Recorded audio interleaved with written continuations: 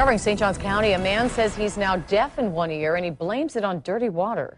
He tells News 4 Jax reclaimed irrigation water got into his ear and caused an infection that would not go away. Now he's worried other people are also at risk. Channel 4 investigator Vic Michelucci spoke with him and with a scientist about the potential dangers of recycled water. I just turned my head and a whole stream of water just flat out hit me right in the ear. And that's how Brendan Hoffman says it started. I started getting a little twitching in my ear.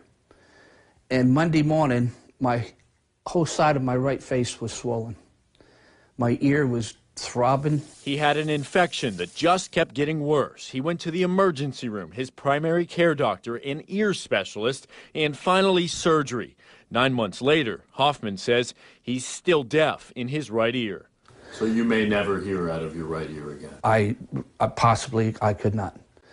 But he did say that it will take a couple months after surgery to know for sure. He lives in Nocatee and tells me the community uses reclaimed water from this nearby retention pond for irrigation. That's what his doctors think caused the problems. If they tell you don't drink it, play in it, or anything with it, there's got to be something wrong with it.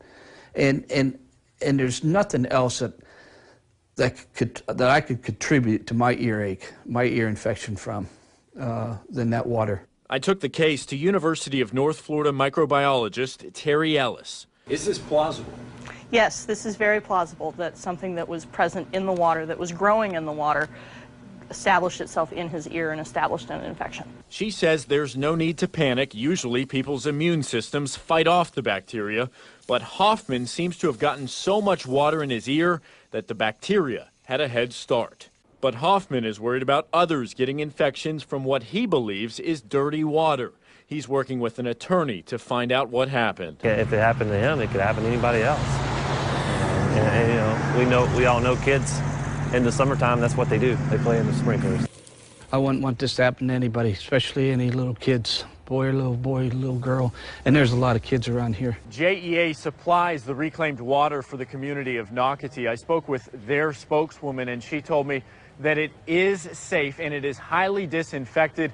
In a statement, she wrote, JEA's reclaimed water is monitored continuously for quality, and the reclaimed water distributed for irrigation meets the state's stringent requirements for disinfection. To read her full statement, go to our website, newsforjax.com. I'm Vic Michelucci, Channel 4, the local station.